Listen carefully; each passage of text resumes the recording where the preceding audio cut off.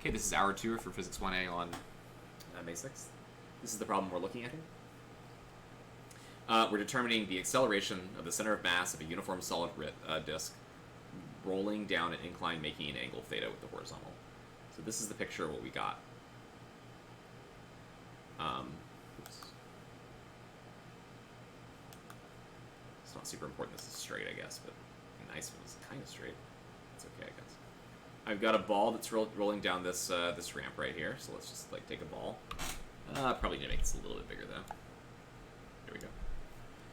And this ball is rolling down the ramp, and our goal is to calculate if this is the center of mass of my object right here. I want to find what is the acceleration of the object, and by that I mean the acceleration of the center of mass of the object. We're also going to calculate something about the friction force acting on this object here as well. Okay. So we're going to find that, but we're also going to say something about what is the friction force, and we'll use that to find the minimum coefficient of friction, right, in order to, kind of looks like an M, the minimum coefficient of friction mu to maintain this pure rolling motion. Pure rolling is, as I said, another word for rolling without slipping. Okay, so this object, it's rolling down the ramp. It has an acceleration of its center of mass. And now what we're going to do is we're going to identify the forces that are acting on our object, okay? Now this is a disk, and it's rolling down, right? It's a solid disk. Solid disk, we know, has a moment of inertia that's equal to 1/2 its mass times its radius squared. So let's say that this is the radius of our object here. Can you guys tell me, what would the forces acting on this object be as it rolls down the ramp? It's rolling down the ramp like that. What kind of forces would it feel?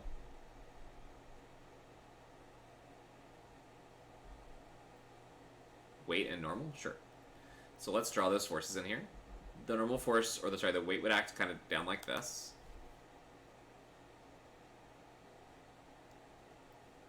We'll call that the mass of our object times gravity. Normal, and then also friction, right? Now the normal force is going to act from this surface right here, and it's going to act straight up through the center of mass of the object, right? That's going to be our normal force. And then you're also going to have a friction force that's going to act right here, and it's going to act parallel to our surface, back like that.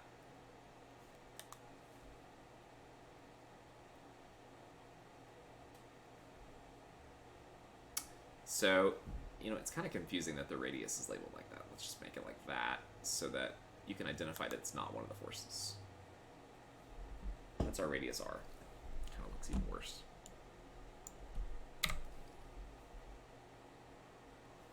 It's the radius of our object. So those are our forces, right? And, you know, we need to always define an x direction, and we need to define a y direction for what we do. So let's define that to be the positive x, and let's define this to be positive y. And let's talk about acceleration by using Newton's second law. Newton's second law says that if I add up all the forces in the x direction on my object, that it should be equal to the mass of the object multiplied by the acceleration in the x direction. Mass of our object, we're using capital M. The acceleration in the, quote, x direction is what we're solving for, the acceleration of the center of mass. Don't like the way that looks. A, C, M. In terms of forces, we say it says in the problem that the angle that's made here with the horizontal is theta, so this angle is theta. That also means there's an angle theta made right here between mg and basically a perpendicular line that would go along the y-axis. That means the force mg can be broken up into components. One component's going to point like this, and that component is going to be mass times gravity times the sine of theta.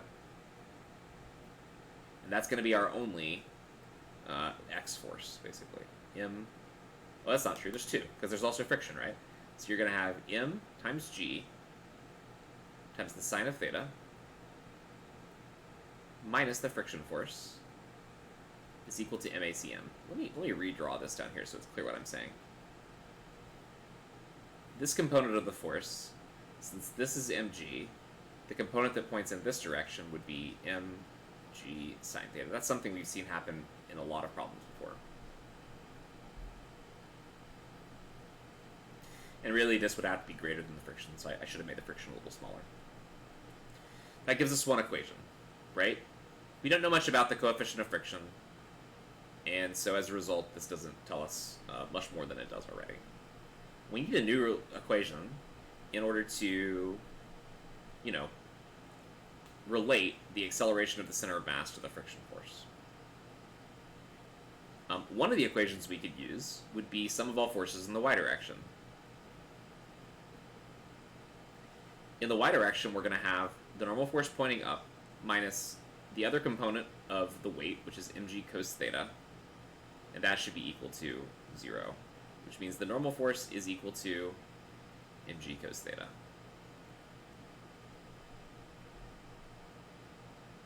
Fortunately, this just introduces a new variable. So we need yet another equation. What other equation do you think we could use in this case?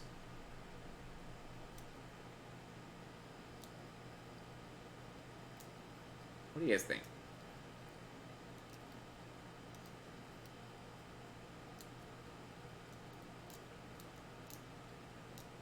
What other equation can we use in this case? The object's accelerating down the ramp, right? But it's also rolling. And I would say that it has an angular acceleration that we can call alpha. Slate has an idea. I'm going to stop right there. That's its angular acceleration.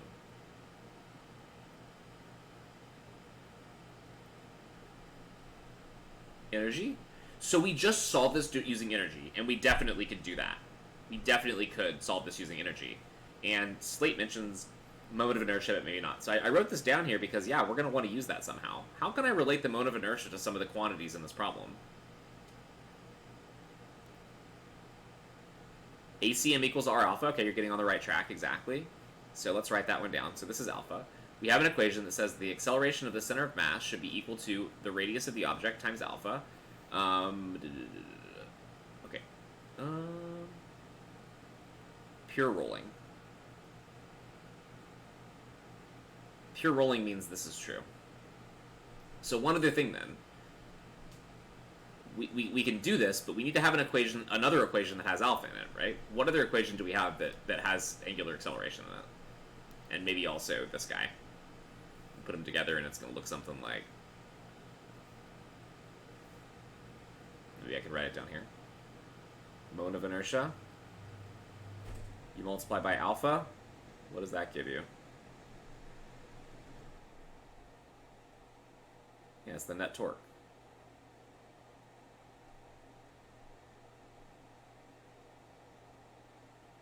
Okay. Net torque equal to I alpha. We're going to look at the torque about the center of mass. You don't have to do this, but it's probably the easiest thing. We're going to look at the torque about this point right here. That's going to be the point we use for torque. I'm going to choose that point because then the normal force acts straight into the axis. mg pulls on the axis. So the only force we have is the friction force that's going to create torque. So the torque from the friction force would be F times the radius is equal to I hate it when it does that, I times 1, that's 1/2 mr squared, multiplied by alpha. Okay. And now we can put all these equations together. You guys have any questions?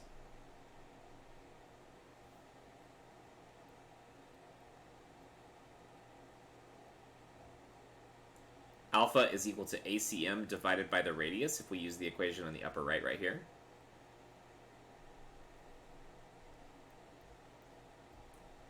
And then that equation tells us that the friction force is equal to, all these r's cancel out, it's equal to 1/2 the mass of our object times the acceleration of the center of mass. And then I could take that friction force and I can plug it in right here. So then this equation will become mg sine theta minus the friction force. Oh, this really should be capital M. Sorry about that. This one and this one should really be. We're using capital M for the mass of our object. So capital mg sine theta minus F, which is 1/2.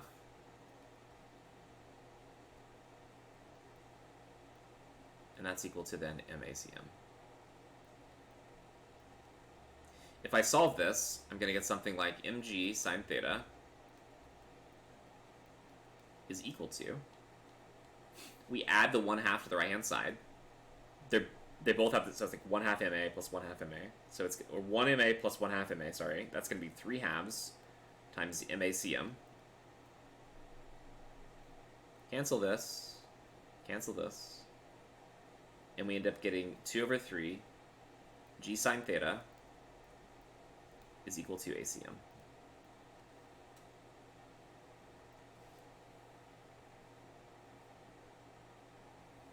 Slightly less than g sine theta. G sine theta would be the acceleration if the object was just sliding. The fact that it's rolling means that it has a slower acceleration. You guys have any questions?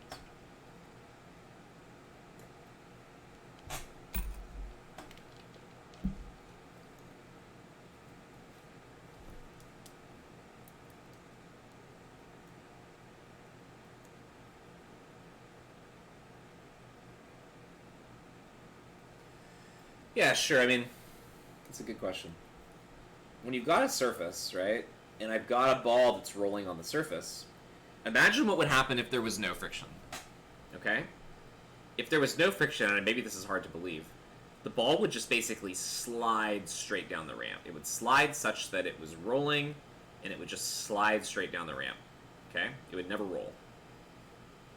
The moment that you introduce friction,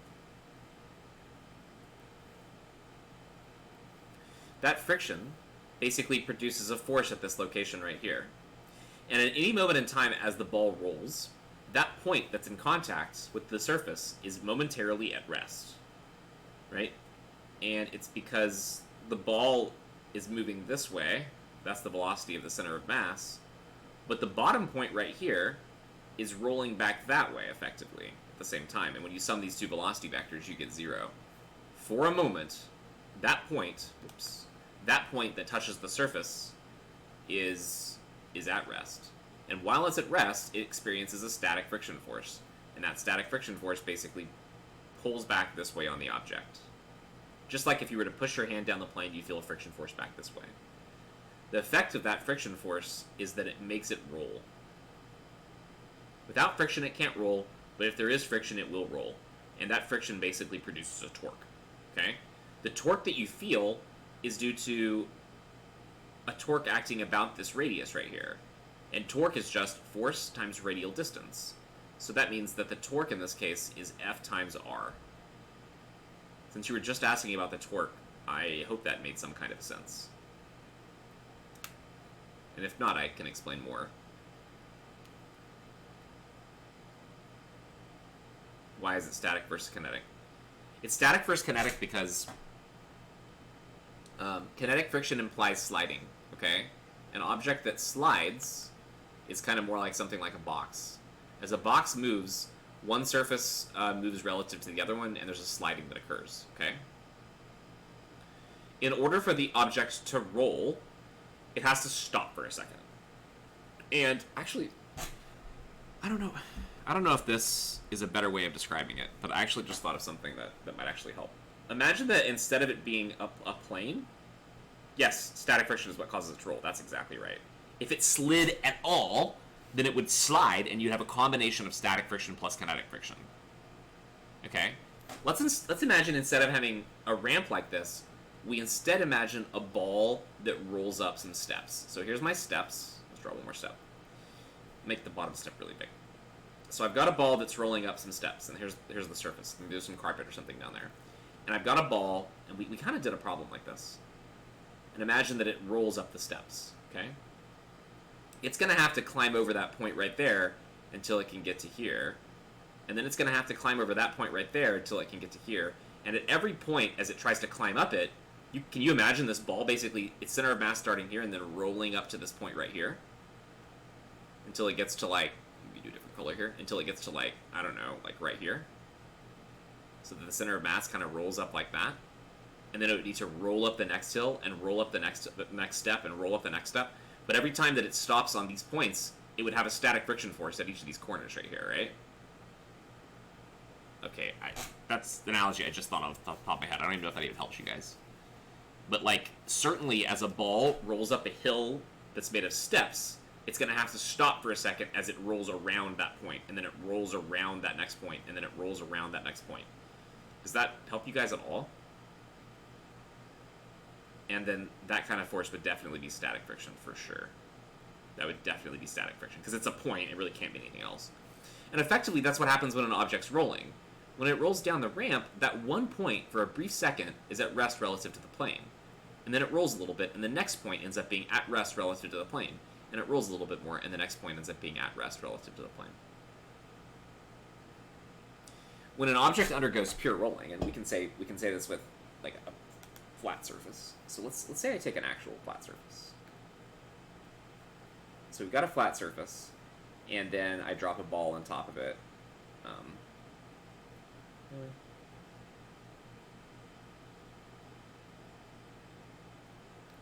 Right. When it's not big enough.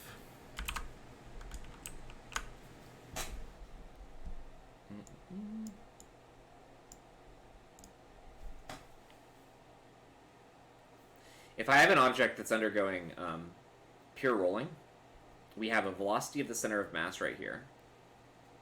As it rolls, this point rolls with some angular speed omega, and this point rolls with some angular speed omega back this way. It's the same angular speed, right? The video that demonstrates the rolling without slipping. Yeah, you want to watch this, Koa? Whoa, that's loud. That's really loud. Okay, I'm going to let you guys watch this yourselves. I've never seen this video, and I don't know if it's very good, but for now, let's just keep going with this. What I was trying to say is that you've got this angular speed as this object rolls, so it's rolling around, it's moving to the right, and what I would say is that the velocity of this point right here at any point in time has to be this way. Like, the linear velocity of this point has to point this way. And what is that linear velocity other than the radius r? This velocity is going to be r times omega. But this velocity is also r times omega, right? You guys see what I'm saying here? The velocity of the center of mass is to the right, the velocity of the bottom point is to the left, and when you sum these two velocities together, you get that the velocity of this point is actually equal to 0. Did you guys follow what I just said? It moves to the right with the velocity of the center of mass like this. The bottom point moves to the left. When I sum this velocity plus this velocity, I get 0. And that's why it's momentarily at rest relative to the surface, and that's why it has to be static friction that actually makes it roll. Okay. Alright. So that allows us to solve the first part of the problem. We'd also like to compare the acceleration found with that of a uniform hoop. Alright. If I change it to a hoop, there's only one thing that's going to change, and that's this number right here. That 1/2 is going to become a 1. That's going to become a 1. That's going to become a 2. And so for the hoop, what we're going to get is ACM is going to be equal to, I think, 2g sine theta. No. G sine theta over 2, sorry. We'll just call it 1/2. That's the hoop. This would be the disk. I think a sphere is 5/7 or something like that. But I don't know if you followed that. The idea would be that if I change it to a hoop for part B, so a hoop, the 1/2 that's right here becomes a 1. That 1/2 shows up here, so that becomes a 1. So this right here would become MACM plus MACM, so you'd get a 2 right here, and then you divide by 2, and you end up with this. Skipping a lot of steps there to kind of move on. I don't want to go into too many details about that. You could easily solve that part yourself, and you'd probably gain some more understanding about it. So you can try this yourself with a disk, like we did. You can try it with a solid sphere, all those kinds of things. All right. The final question here is, what is the minimum coefficient of friction required to maintain pure rolling motion for the disk, right? The minimum coefficient of friction required to maintain pure rolling motion for the disk. You want to tell me what equations I might be able to use to figure this out?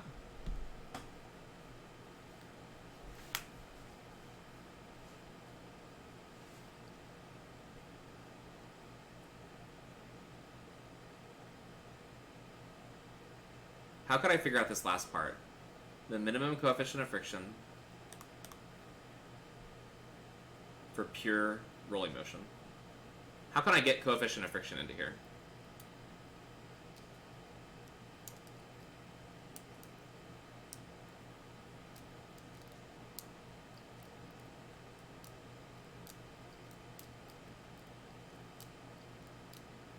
Yeah, F equal mu n, exactly. Let's do this over here.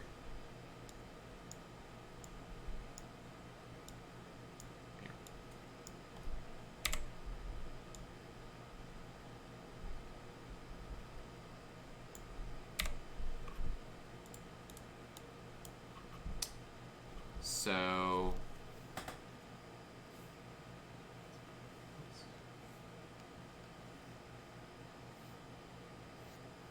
we use friction force equal to mu times the normal force. The normal force is equal to mg cos theta. The friction force is this.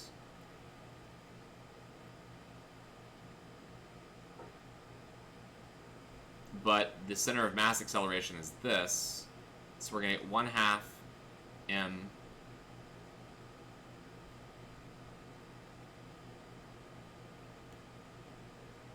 times 2/3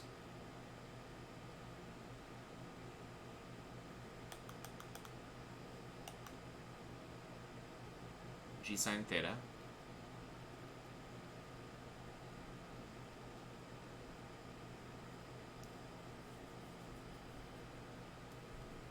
and now we can cancel a few things out. The 2 cancels with this 2, the m cancels with this m, and we're going to get something like the g's cancel as well. We get something like 2 sine theta divided by 3 cosine theta is equal to mu, or we get 2/3 cotangent theta. Oh, the 2's not there. You're right. I'm sorry. Thank you for catching that. It should be a 1, right? It's a 1. That's a 1. And then now it's cotangent theta, I think, right? Nope. No, it's sine over cosine, so it's tangent. What am I talking about? Oh, now it's going to refix all my errors. Let's redo what we fixed. And then I'll just delete this one.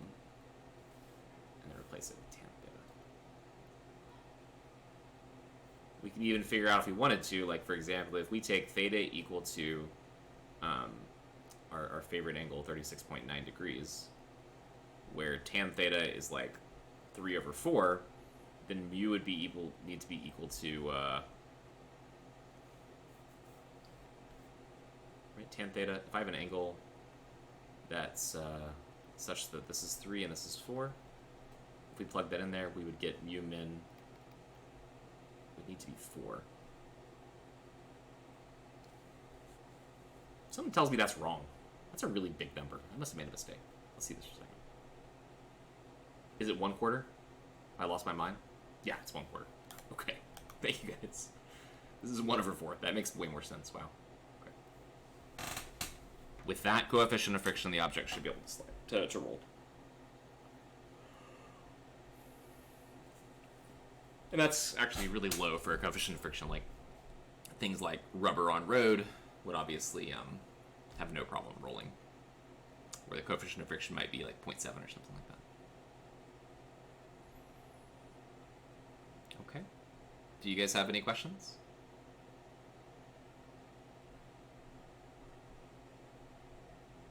We could investigate how these numbers change, like, what happens to this if we change our object to be, a ball or a disc or whatever, and we could figure out, which shape has the lowest minimum coefficient of friction if we want to. But there we go. Do you guys have any questions?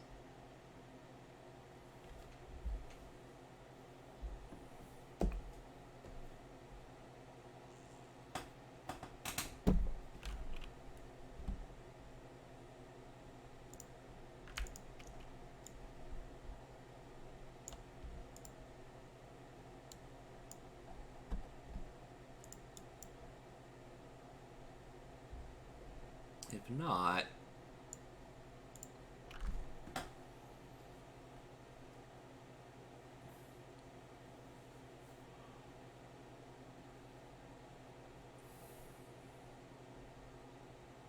Do I want to do this one right now, or do we want to switch gears and do something slightly different? Not sure. This is what I wanted to do next. This is related to a homework problem you guys have from the lab manual. Which problem is this from the lab manual? It's like this one. Did I assign it? I know I've signed it in the past semesters.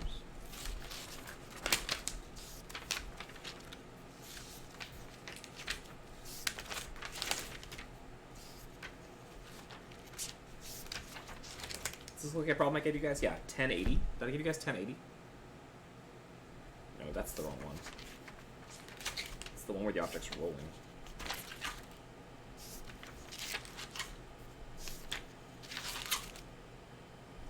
Now I can't find it. What do you guys think? Does that look like a problem I gave you guys?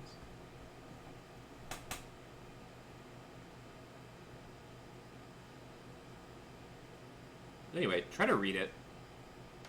Can you read it? Is it large enough you can read it? What's this like on, like, if your phone's really small? I don't know. Maybe I can make this a little bit bigger here. A thin-walled, hollow, spherical shell of mass m and radius little r starts from rest and rolls down.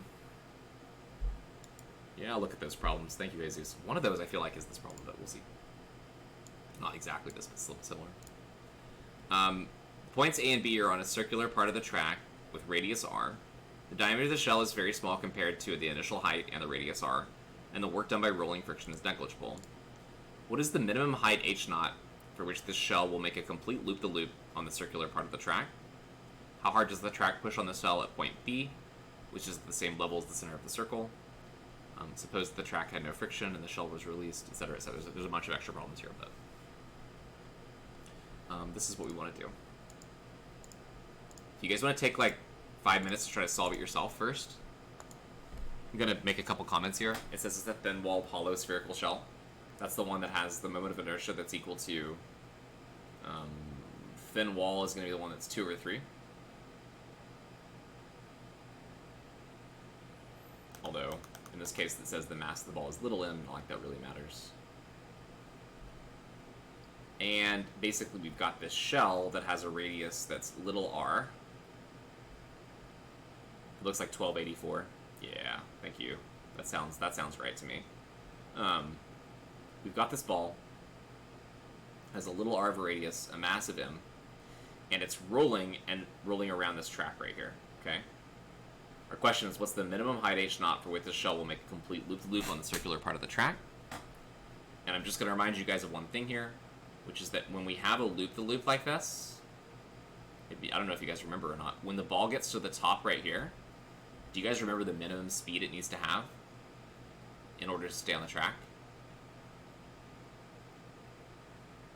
Yep, that is correct. It's the square root of the radius little r of the ball. Not big radius. The radius... No. It is the big radius. My bad. I'm being crazy. It's big R times G. That's the minimum speed once it gets to point A, basically. Okay? Why don't you guys take 5 minutes and try to solve this problem, and then when you're done, we'll try to solve it together. So that would be at 3:47. So take 5 minutes and try to solve the problem. Really, I just want you to solve part A and B. And then we'll talk about the other ones because they're more conceptual.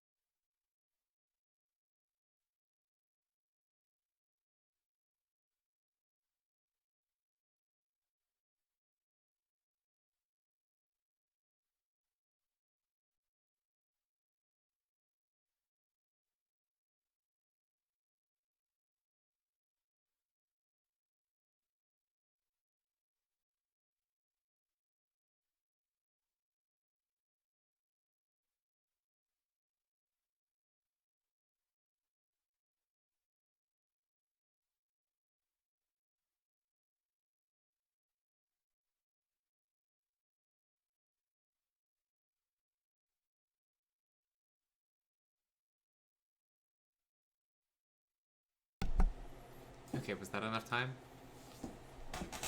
to at least familiarize yourself with the problem, maybe?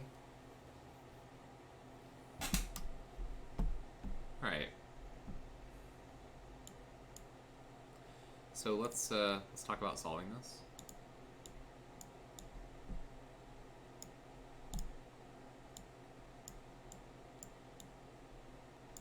Yeah, I guess I can't do that. Just delete this piece. Oh. Here. Okay, so this type of problem, how did you guys try to solve it? What type of method did you use?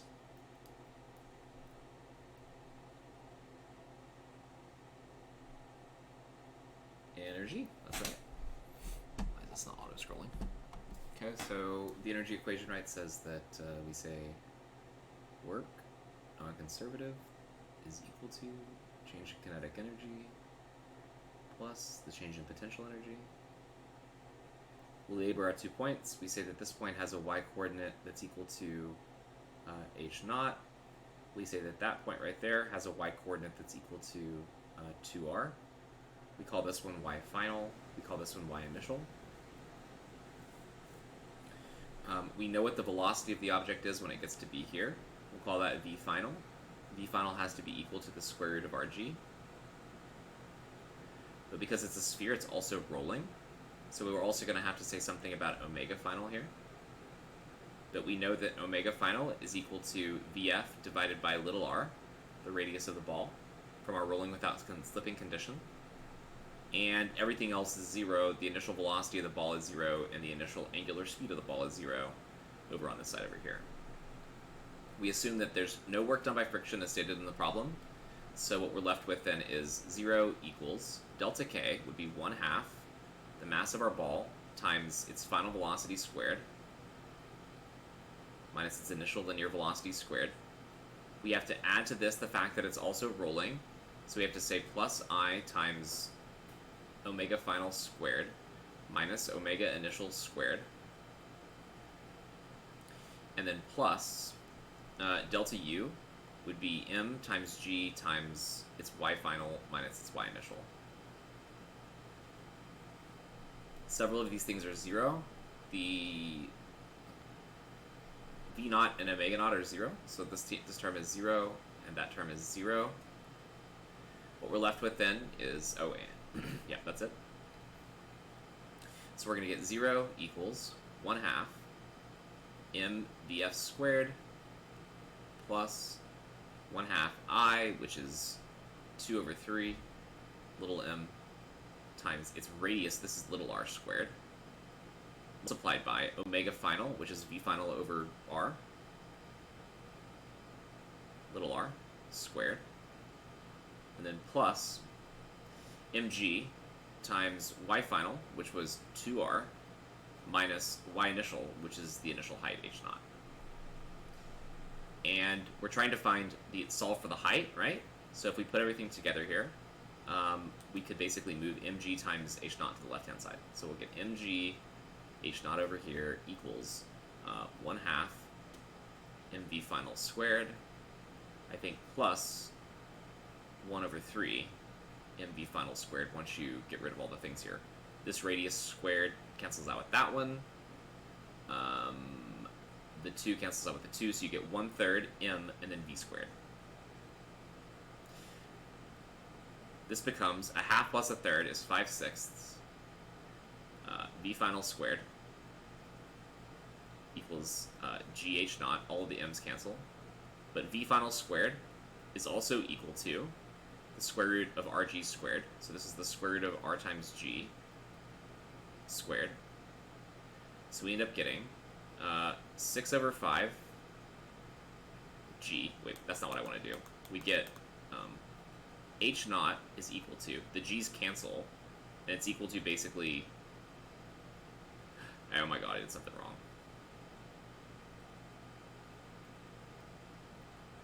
I left this term out.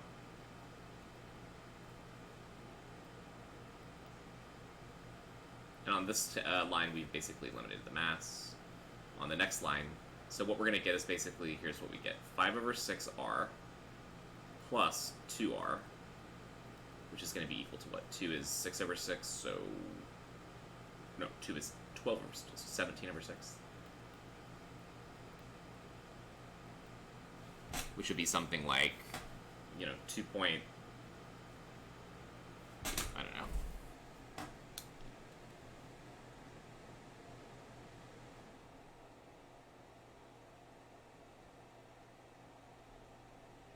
Eight three.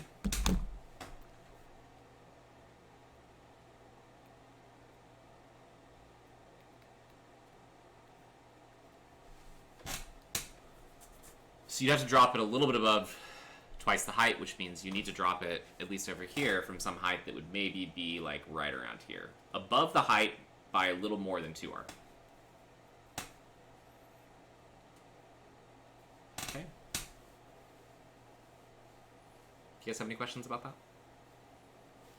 Does the math look right? Did anyone get that answer before we just did it, or were you guys able to solve it? Good. Any questions at all?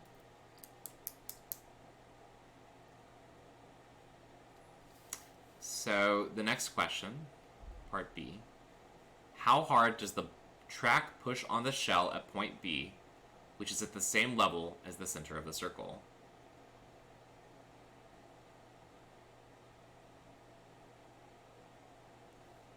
I gotta reread the problem again to make sure I don't get lost here, because I gotta make sure I understand what this is saying. A thin-walled shell, radius r, starts from rest and rolls without slipping down a track. The diameter of the shell is small compared to h naught and r. I'm really losing my voice here. Sorry. A and B are uncircular, having radius big R. The diameter of the shell is very small compared to both h naught and big R, and the work done by rolling friction is negligible. What is the minimum height h naught for which the shell will make a complete loop-the-loop on the circular track? How hard does the track push on the shell at point B, which is the same level as the center of the circle? So I'm assuming now we're going to be dropping the ball from the same height. That's the part that's unclear to me here. It looks like we're dropping the ball from the same height, though, now, right? You want me to go through how I got that again? Well, you can drive this yourself if you want to. I'll go through really quickly here why that comes from.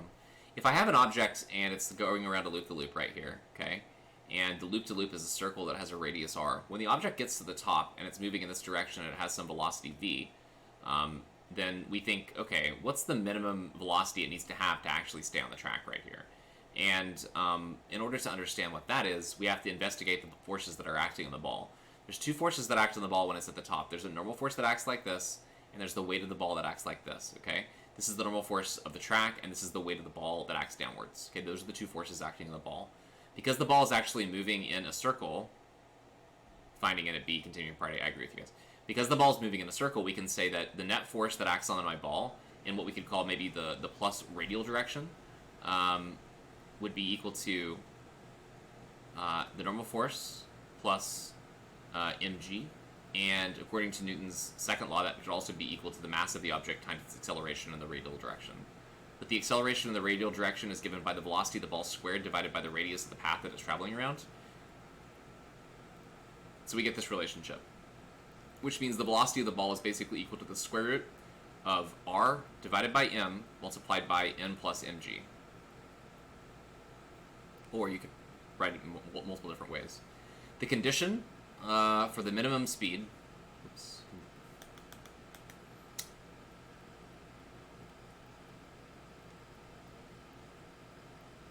right, if you look at what's inside of this equation right here, the radius of the track is unchangeable, the mass is unchangeable within a given system, so it's really just the normal force that can vary. The faster that you move around the track, the harder the track pushes on you. In effect, that means when you're riding a roller coaster and the track pushes on you hard, you feel your butt pushed into the seat. When you get to the top right here, though, often in these kind of roller coasters, you almost feel as though you become weightless for a second. You feel yourself rise out of your seat, which really means you're falling down towards the ground. And at that time, the condition is that the normal force acting happens to be equal to 0. Okay? And if the normal force is equal to 0, this thing, simplifies down to V min is equal to the square root of just R times G. That's where that comes from. Okay, does that answer your question? All right. So let's go back and let's try to solve the other part of this.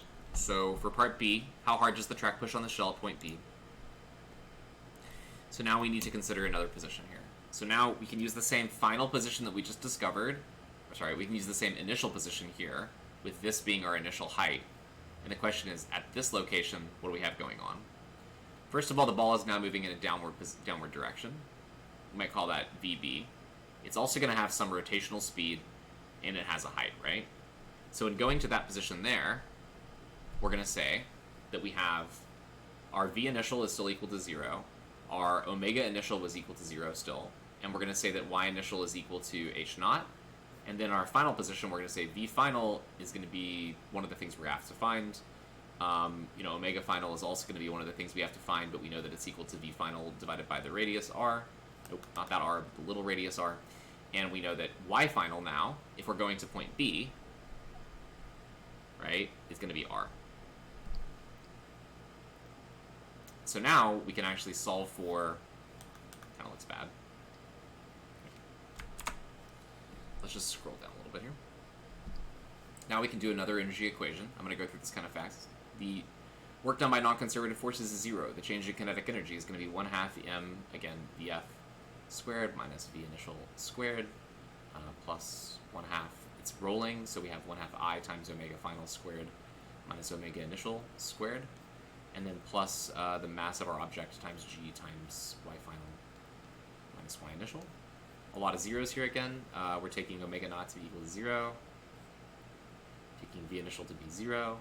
We're going from basically the top to point B. So now we end up getting, oh, and yeah, Y final is H naught, which also means that Y final, H naught, sorry, H naught we found was equal to 2.83 R, right? That's your initial height that we'll put in later. Okay, so let's plug things in. 1/2 m, so V final squared is what we're trying to solve for, plus 1/2, in this case I think was 2/3, mass of the ball times its radius squared. Omega final is V final divided by the radius of the ball. That whole thing is squared. Wow, we're rapidly running out of time. I thought I'd finish this faster. Plus mg times Y final is capital R, and Y initial is now 2.83 R.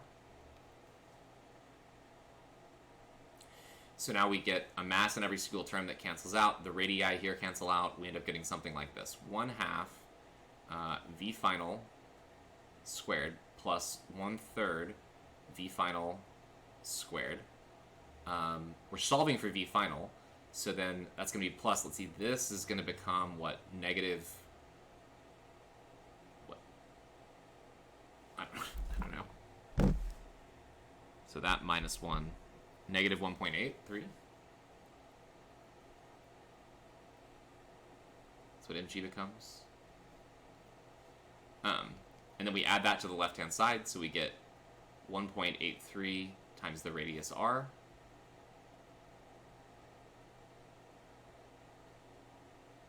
Times m times g. Oh, but if we cancel the m's out, sorry, let's cancel the m's out. So now we're left with 1.83 r, moving that to the left-hand side, times g. Oops, times g, is going to be equal to 1/2 plus 1/3, so that's 5/6. Vf squared. 1.83 is, I think, 11/6, so this is basically the same thing as 11/6 Rg. These 6's cancel, and we end up getting something like Vf is equal to, what are we left with here? 11/5 Rg. Does that look right? Square root, of course.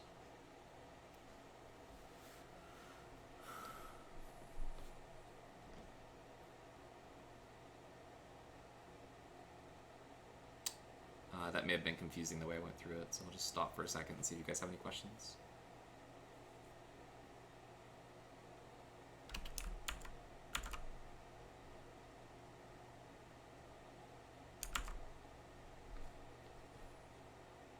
Okay. Now our question was to figure out how hard the object pushes on the wall, and maybe it's not super obvious why I did this part first. Maybe it is, I don't know. So now what we do is we say, okay, we've got our loop, and at point B, we know that our object has this velocity that goes in this direction here. And our goal was to figure out how hard the track pushes on the ball, which is, as someone said in chat, just the normal force that we're trying to find here. And what I would say is that if I sum up the forces acting on my ball in what we call the radial direction here, that should be equal to the mass of the ball times its final velocity squared divided by the radius of the track. That's centripetal acceleration. The only force acting on it is N, so we're going to get N is equal to little mass of the ball multiplied by Vf squared, so that's going to be 11 over 5 Rg after we square it, divided by R.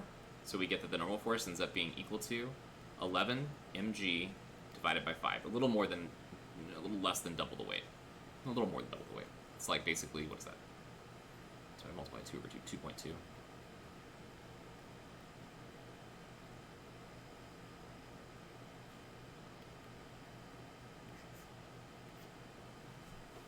Okay.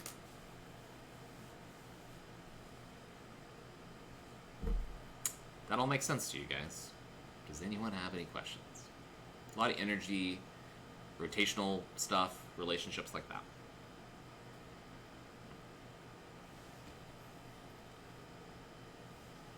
Little f. You mean like right here? Sorry, is something not on the no on the diagram up here? On the blue.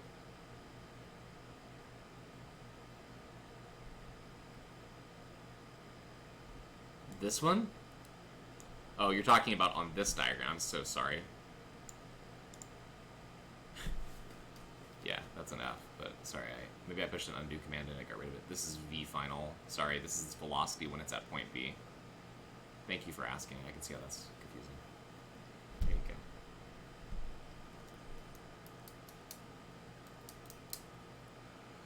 go. Okay, that is a good stopping point. It's been 55 minutes since we took a break, so we're going to take another break now. Alright, let's take a 10-minute break. We'll start again at 4:15.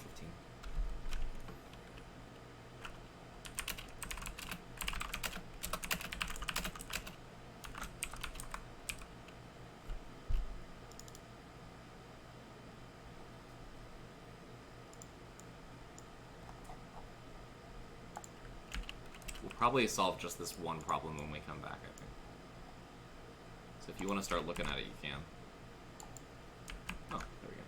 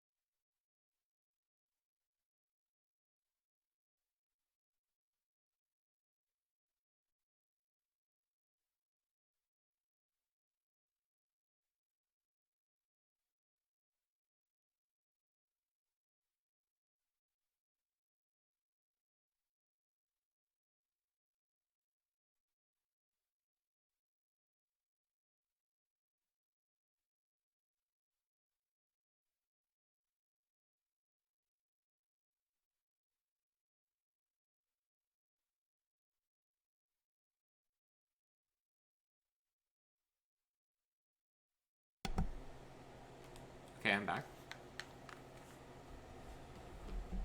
Did I actually stop the recording? I don't think I